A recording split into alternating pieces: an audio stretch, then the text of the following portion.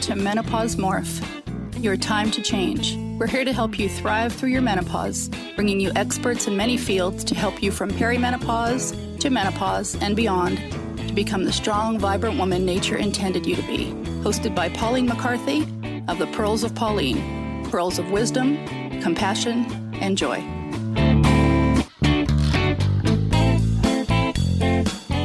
Hello, welcome to this week's Menopause Morph. Today we have a lovely lady from British Columbia in Canada. Her name is Josea Tamira Crossley. Josea is a body wisdom mentor and founder of ReviveRadiantHealth.com. She supports women all over the world to reclaim joy and vitality from the impacts of chronic stress. Josea is passionate about mentoring her clients to move through the deeper levels of healing and step into their most radiant health and phenomenal power. An honours graduate of the Edison Institute of Nutrition, and she also believes in supporting her clients' transformation with nutrition grounded in ancient tradition and modern science. Her other name is Mom to her gorgeous 8-year-old boy, and she's also an avid gardener, yogi, meditator, and loves dancing, playing ultimate frisbee, swimming in the freezing cold Canadian Ocean, and listening to the birds in the morning. So, welcome, Josea. Thank you so much, Pauline. It's great to be here with you today, and thanks for that beautiful introduction. Thank you. Your topic today is about 3 steps to healing chronic stress. And stress is something that a lot of menopausal women go through. I mean, of course, everybody goes through stress to a certain degree, but I think when we're going through our menopause, especially if we have a lot of symptoms, it's like there seems to be stress from all over. Our parents are aging, maybe they're ill, and, we're having brain fog and hot flashes, and maybe it's difficult at work, and then we're maybe having a lack of libido and we're not really interested in sex, and the husband is like, so, and the kids are teenagers, and like, oh my goodness, the stress from every angle. I think absolutely. I think our listeners will be very interested to hear how they can cope with the stress, because it is really, I think what I have noticed is that stress makes menopausal symptoms worse, especially hot flashes. Yes, absolutely. Definitely. It absolutely does. There's a really strong connection there between our hormones, especially, as women, and our stress level. And, what happens is kind of like as our, and it's not necessarily the stress itself, but it's our ability to cope with stress and how our nervous system is wired to cope with stress. Yeah. That's going to affect our cortisol levels, right? Because cortisol is our stress hormone, and cortisol has a huge effect on all the rest of our hormones and our whole endocrine system, exactly. Especially as women. So yeah. So I'm really happy to be sharing. Yeah.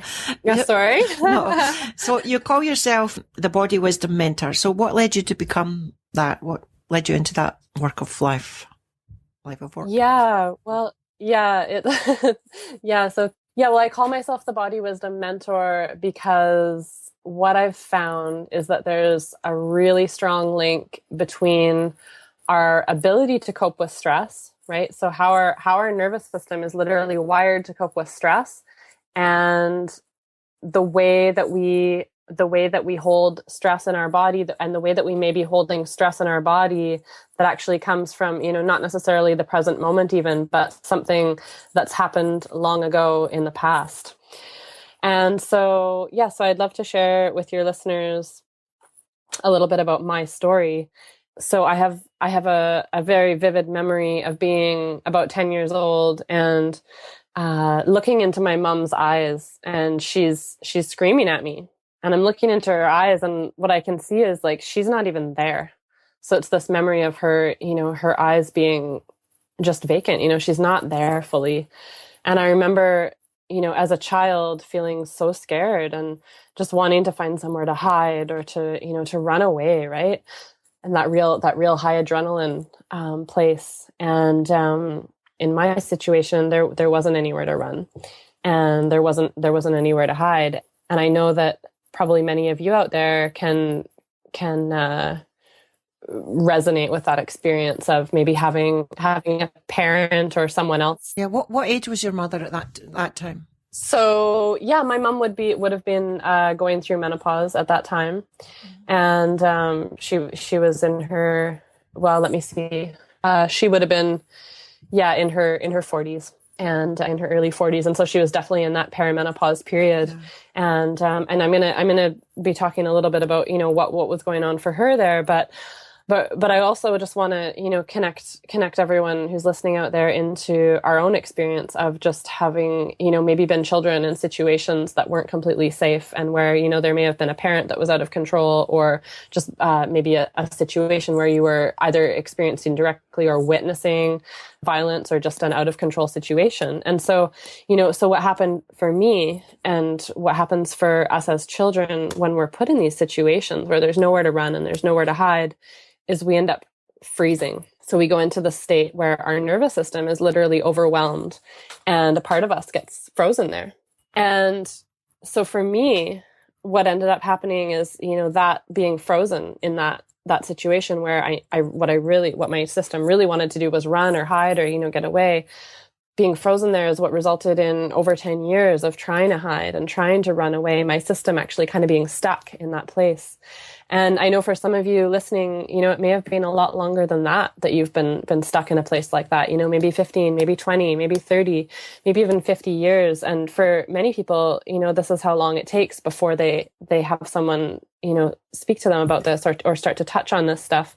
And the truth is that some people never get there. You know, in fact, most people die never having healed the core wounds, that trauma that holds them back from becoming, you know, expressing who we're actually capable of being in this lifetime, and our full capacity as humans to, you know, be in this alert, relaxed state that is actually our birthright. You know, so I'm kind of on a mission to get this information out there and help people get connected with, you know, this recognizing that a lot of our stress can be coming from stuff that happened a long time ago, and it's totally possible to heal that, and to come to really come back into who we are, what our birthright is, which is, you know, I believe joy and vitality and feeling good in our bodies and a state of well-being. Exactly. Yeah. Yeah. So tell us your story then. Tell us a little bit more about your story.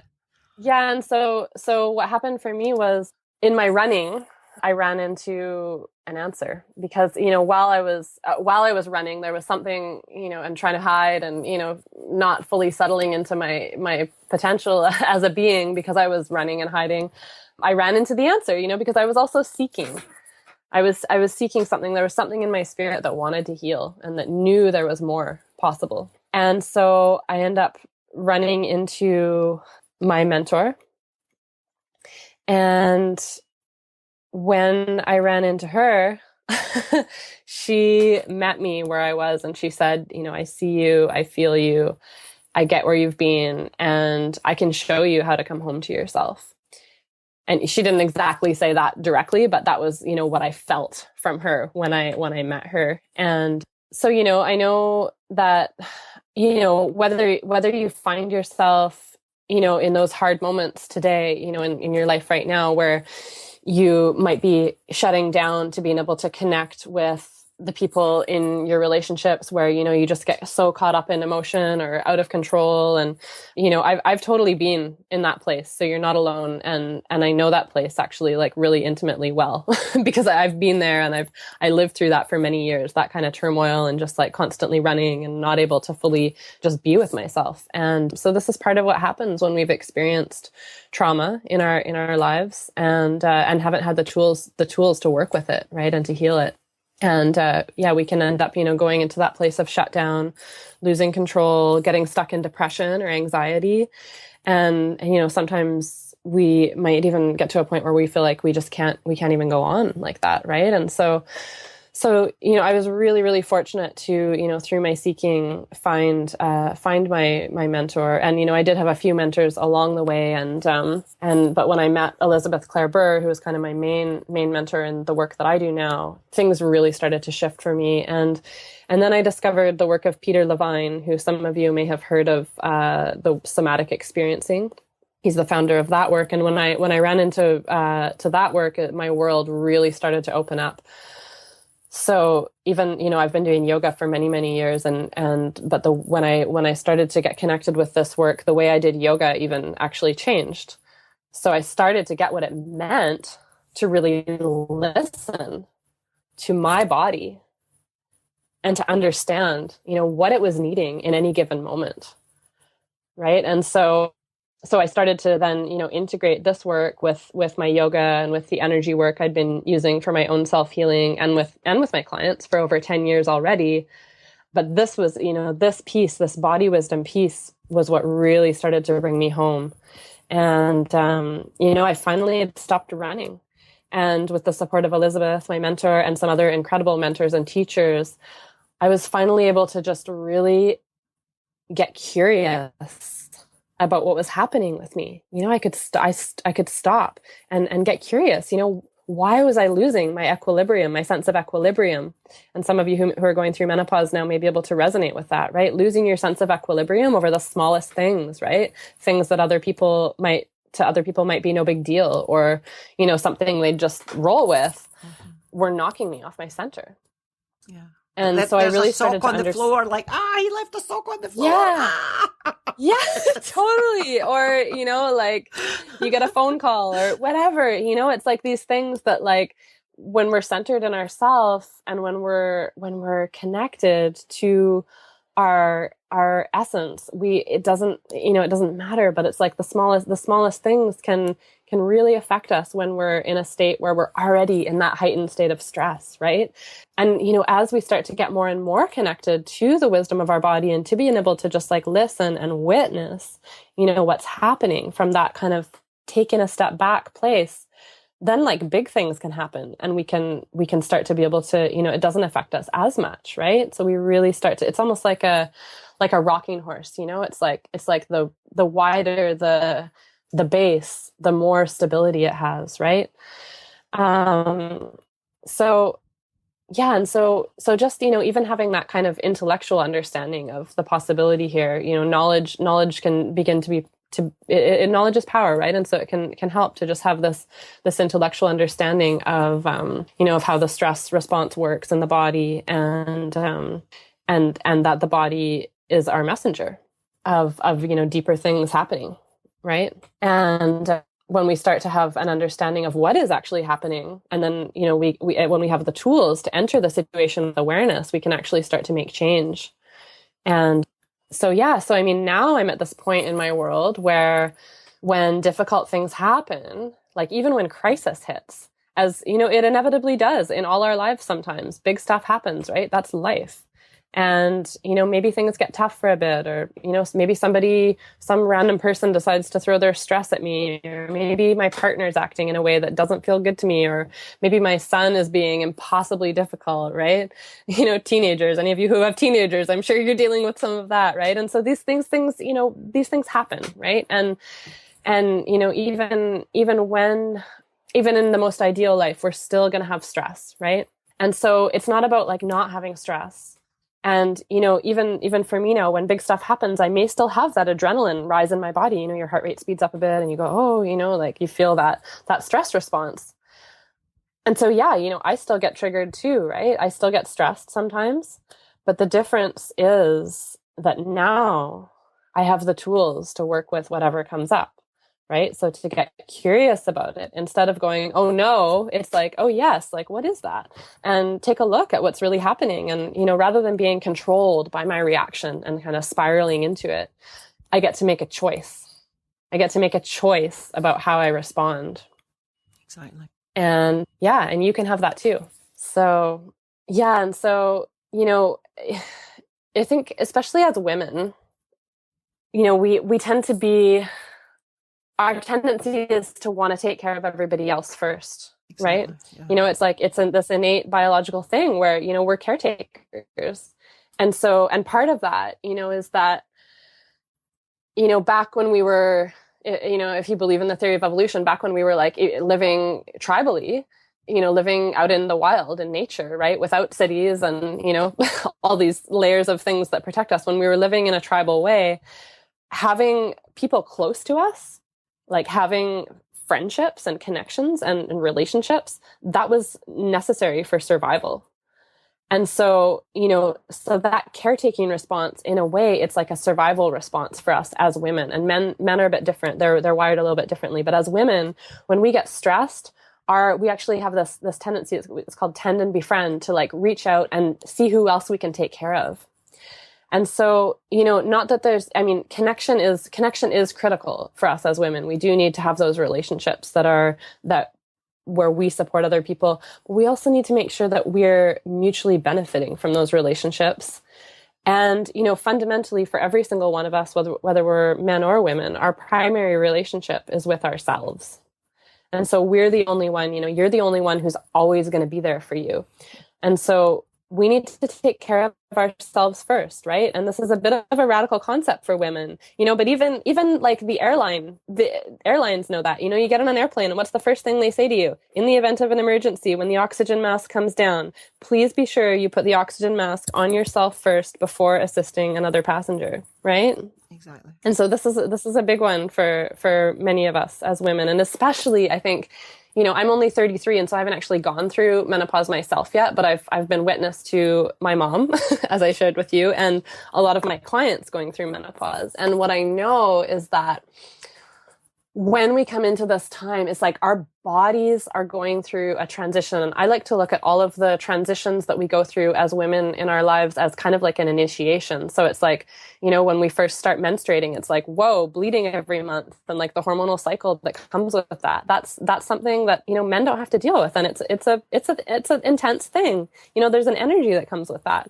And then giving birth, not all of us give birth, but if you do give birth in your lifetime, I look at that as an initiation too, because in order to give birth in a healthy way, there's a lot of emotional work that needs to happen. You got to be able to like surrender to that process of birthing, and then raising children, right? You think that they call it, I always asked, why do they call it labor? Why do they say you're in labor when you're like in the birth process? Because actually the labor begins once the baby's out of the womb, isn't it? Exactly. So anyways, we go through these, and so menopause is like another initiation. It's a time where anything that we haven't dealt with yet in terms of our own wounding or our own trauma that's happened to us in our lives, anything that we haven't addressed, our body's going to start to get loud about that. And it's gonna show us all these symptoms, hot flashes, the mood swings, and give me some more, Pauline. What's the stuff that that we experience through lack menopause? Of libido, brain fog, memory loss. Yeah. So the body, I like to look at the body as a messenger, and so the menopause is a time when if there's things that we haven't, if we haven't been, addressing our emotions, or if we haven't been like fully taking care of ourselves, that the body's going to really start talking to us in that time. And so, it's an opportunity to really do some deeper healing. And so yeah, how did you heal yourself when you had this trauma? So what? Yeah. And so the way that the way that I work with my clients now, and kind of the way that I've broken down the process of what I did to be able to shift things for myself, it's a 3-step process. And the first step is what I call body wisdom resourcing. And so most of us walk around through our day and we don't even notice if we're hungry. We may not notice, like all of you listening out there, just tune in right now. Notice your shoulders. Are you holding your shoulders up a little bit more than you need to? Just what happens when you tune into your shoulders. Just notice your breath. Your breath or your breast? Your breath. Well, you can just go ahead and tune right into both of them. I did say your breath. But I mean, our breaths, are something that often actually, like, we hold tension in our shoulders in kind of a protective way, hunching over to protect the chest, the heart, the breast area, right? Mm-hmm.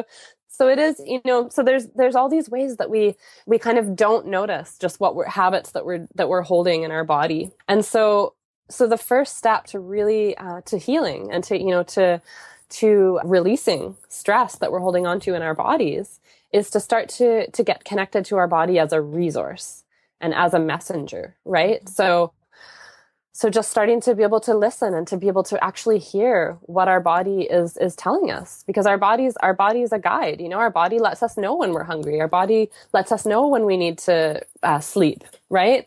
And so when we start to actually honor the body and listen to these messages a little bit more fully, even if you can't necessarily eat right at the moment when your body tells you that you're hungry, the body loves to be acknowledged. So even just, coming in and going, oh yeah, I'm hungry and I do need to eat like sometime soon. And thank you for letting me know, body. And I'm going to do that, rather than just going, oh, I'm just going to like pretend that I'm not hungry because I have to finish these like 10 items on my to-do list first. Right.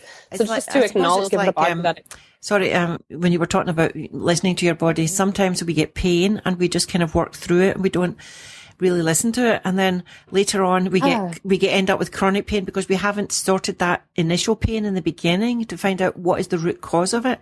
And oftentimes you go to the doctor and they'll just give you pain medication, which takes the pain away, but it doesn't find out what caused that pain in the first place.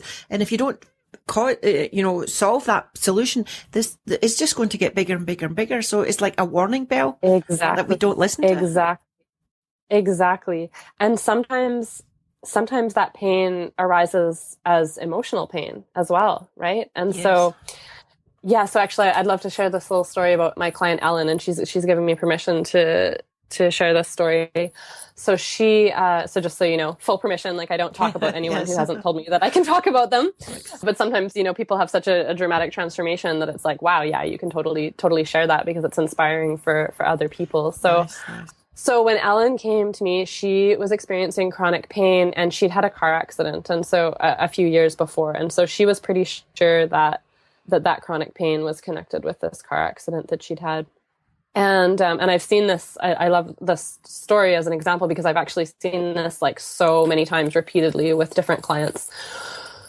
So we started to work with that pain. And what we found out was, the car accident had happened, but that pain was actually tied back to some emotional pain that was being held in the body that was connected to something that had happened to her as a child. Okay. And so what I've seen is that, when we don't address these deeper pieces, this childhood trauma, right? Mm-hmm.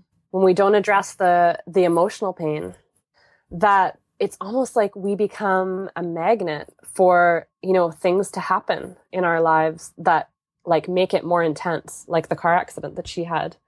And often it will manifest in the form of relationships that are, maybe we marry somebody who's like similar to our dad or our mom, right? And treats us the same way.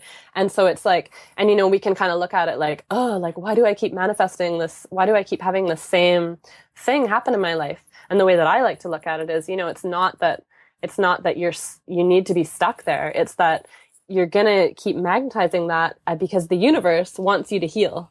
And so the universe is like going to keep giving you that opportunity to look at that until you actually look at it and address it and heal, right? And so it's like we're being guided, we're being drawn to the point of, and sometimes, as humans, we have this funny thing where it's like we almost have to enter crisis before we're willing to do any work. Before we're willing to work with the hard stuff. And I think part of the reason, and this is part of the reason why I love speaking about this stuff and sharing about it, is because I think part of the reason is not that we're not willing, but it's just that we don't know how. And we're not given the tools. So yeah, we don't learn this in school, which brings me back. Yeah, exactly. We certainly don't. And we don't learn it in our society. We're taught to suppress. We're taught to, don't just, look good. Right? Exactly. Mm-hmm. Mm-hmm. Hold it together, pull up your bootstraps. That's the message that we're given in our society. And so don't be vulnerable. And it's obviously not conducive to a healthy. Yeah, exactly. And what I wanted to say is that it's obviously not conducive to a healthy planet. Like, I really believe that this work, that this healing work, it's like necessary in order to turn around what's happening on the planet right now as a whole and like have a healthy, thriving earth. And be living in harmony with the earth rather than, what our society has been doing, which is taking, right? When we're in a place where we're like resourced within ourselves and feeling centered in ourselves, we take what we need and we give. Yeah. the rest. We don't need to take so much. So, and that's, that's like a general sort of humanity thing. So I really believe that this work is personal, but it's also transpersonal. So, but I want to go back to, so the three keys, the 3 steps to how we actually heal. And did you finish the story of your friend? Did I finish the story of her? Yeah. So when we started, we found that it was the pain that she was experiencing in her body was linked to this thing that had happened to her in her childhood. And when we were able to just, so this is the process that I'm telling you about, as well is these 3 steps. When we worked with these 3 steps over a period of time, she was able to actually release that deep core wound and come into, a whole new level of just like being present and connected within herself and her relationships and her life and feeling her potential. And did that help her pain, her physical pain? Yeah, absolutely. But like way beyond that, so it's like often we think, oh, I just need to heal this pain in my neck. But like the potential of, what the body is saying, pain in the neck, heal that pain in the neck. But what happens when we actually work with these core wounds to heal through the what the body is indicating to us we need to do is we not only heal the pain, but we also access a whole new level of our being that, that we may not have even thought was possible before. Yeah. There was, if I can give an example of something like that I went through in that respect. Yeah. I went to a chiropractor. I had some pain in my back, and she was a very spiritual person, and she said, not everybody believes in this, but if you believe in it, she said, I think a lot of pain has to do with emotional trauma or spiritual things that have happened in her life. She said, would you be interested in me trying to help you in that way as well? She says, I'm not going to charge you anything. I just want to see if I can help you. I said, sure, fair enough. So she asked me to close my eyes, and then she, I can't remember exactly, but she asked me to think about the first person that came into my mind, and I think it was my father. And then she said, and what colour is behind him? And I said, it's a light blue. And she explained this was something to do with some emotional, I can't remember, it's a long time ago. But basically what she was saying was there was something connected to my father that was holding me back from being healed, and it was causing back pain. And he had had back pain all his life. He'd had an accident when he was a young man. And so she asked me, so what's this problem with your father? And I said, there's nothing wrong. I have a great relationship with my father. And she looked at me straight in my eyes and she said, what is the problem with your father? And I said, there's nothing wrong with my father. And she asked me a third time. And this time I burst out crying.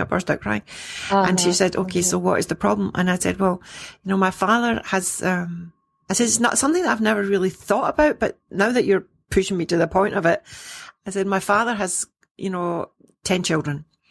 And when he was growing up, when he was raising us, his role was to be the discipliner, and he couldn't express his love to us because my mother would say, she would be home with us, and if we did something wrong, she'd say, wait till your father gets home. He'll give you into trouble. And he would take his, and so my father came home and my mother would say, this one was bad and this one was bad. And we had to line up in a line, and he'd put us over his knee and belt us with his belt on our backsides, And wow. I had been thinking about that just a few days before.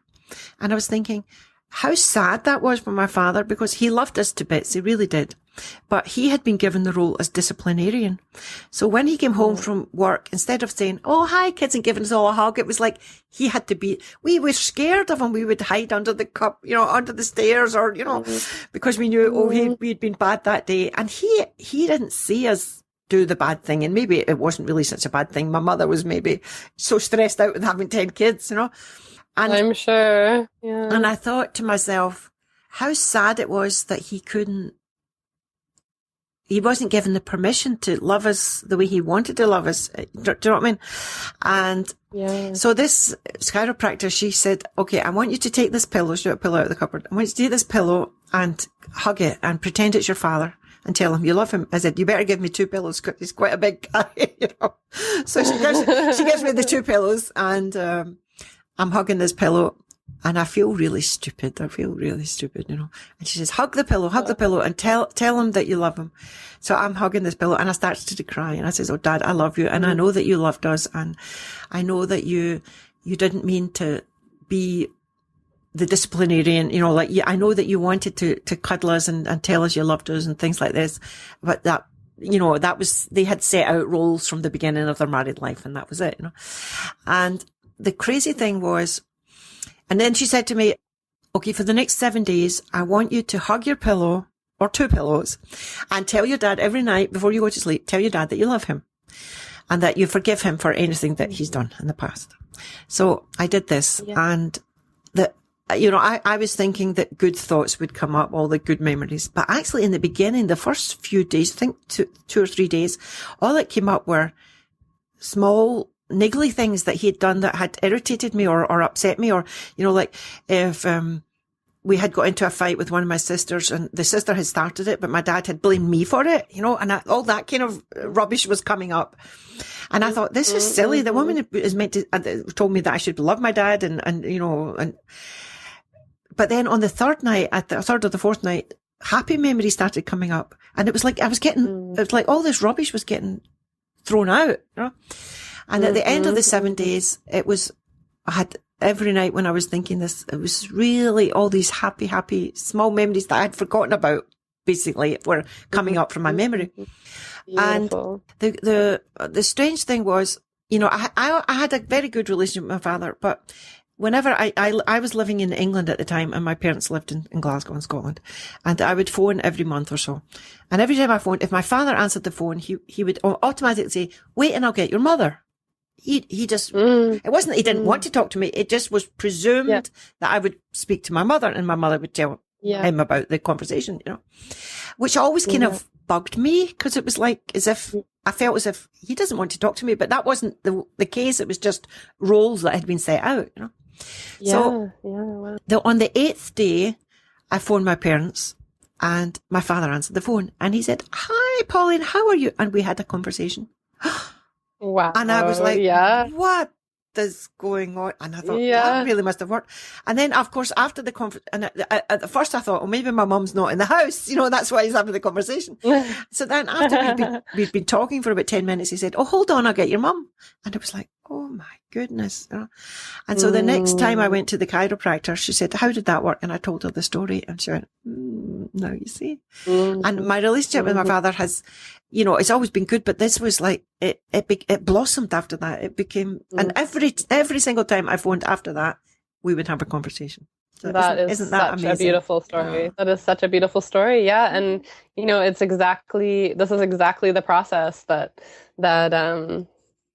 I work with as well, and that has been my healing process too. So many, I could tell you so many stories like that of that. And so it's like, and it's funny because it's like, you said like you feel kind of silly hugging the pillows, right? But what's happening there is actually you're rewiring your system, you're rewiring your nervous system and the connection, those neuronal connections in the brain, right? To like feel that love for your dad and to start to bring up those, it's like we go back and we change the story. So it's almost like you can think of, like if you had a recipe box, and it's like your recipe box, when you start doing this work, is full of recipes of trauma or of situations where, like you got hit by your dad instead of loving him, or, and being able to connect, or, you weren't heard, or you weren't seen, or, whatever it is, the recipe box is full of those things. And what happens as we start to do this work is it's almost like that recipe box gets emptied out, and we start to fill it with the new recipes of, I'm safe, and I can be heard, and I have a voice. And then what happens is you start to realize, as you're digging through that recipe box, you start to realize, oh, there's some recipes in there. Actually, they're quite good. Like you were saying after the fourth day, how you started to remember those experiences that were actually like really positive, beautiful connection with your dad, right? So those stories are in there. It's just that, they can be getting overridden by, the recipe that's in marker, big felt marker, and maybe that one's penciled in, and so we start to strengthen those stories of things being more positive, for lack of a better word. And so that's a big part. That's a big part. And that would actually be step 3 on the healing process that I work with. And of course, the process, it's a non-linear process. So, when I'm in session with clients, it's each session, my role is to get fully present with where they're at and, check out what feels safe for them each day, because it's going to be different. Right. And so to just hold that space right where you are at that time, right where we are. Uh-huh. And, so, Josea, we're running out of time for this. Yeah, we want to wrap up. Yeah. Is there one simple thing that people can do who are just beginning their journey of healing, and getting more connected to the wisdom of their bodies? Yeah. Well, what I would like to do is actually bring people through a full exercise. So that would be a great thing to do in the call next week. Oh yes, we're going to have Josea has so much information to partake, so we're going to have 2 interviews. Yeah. And so if people want to keep in touch with you or contact you, if they want to make a session with you, and they would, how would they get in contact with you? Yeah. So for those of you who feel some kind of connection with what I've shared with you today, and who feel like you might be ready to do a little bit more work in that area and to have some support, I'd love to invite you to sign up for a free 30-minute, what I call Reclaim Your Birthright session with me.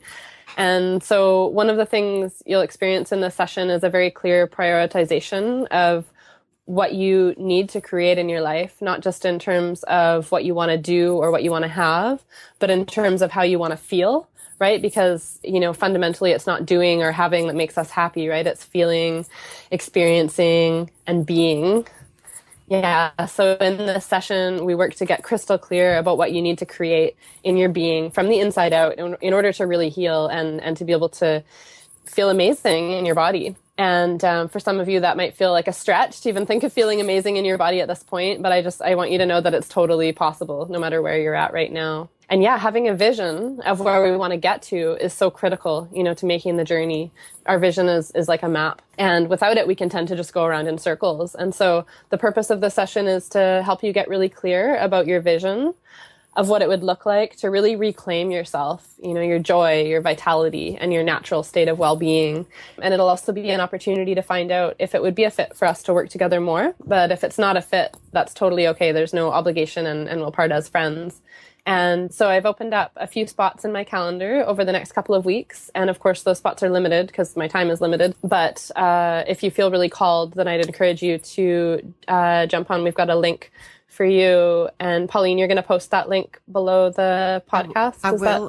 Is that right? I'll put it in the podcast notes, but if you can just tell us online now in case people don't get a chance. Get to the podcast. Yeah, totally. Notes. So so if you'd like to, I can give you a direct link to my calendar, and the link to that is www.meetme.so/radiant health vision. So that's RADIANTHEALTH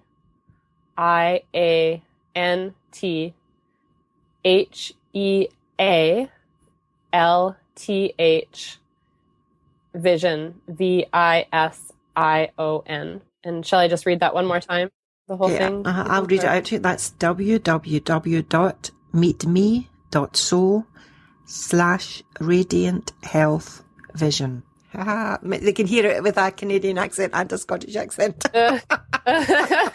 Perfect. But they can also read it in the podcast notes. And great.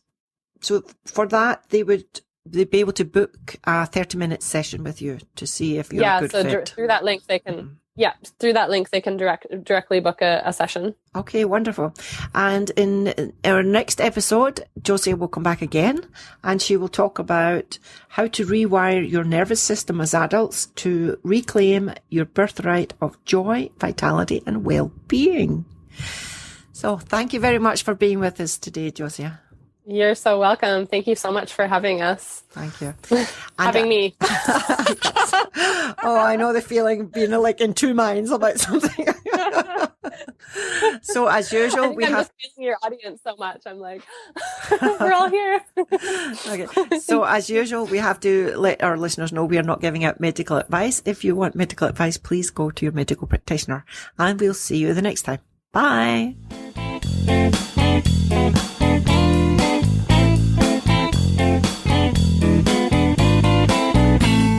Thanks for listening to Menopause Morph, your time to change.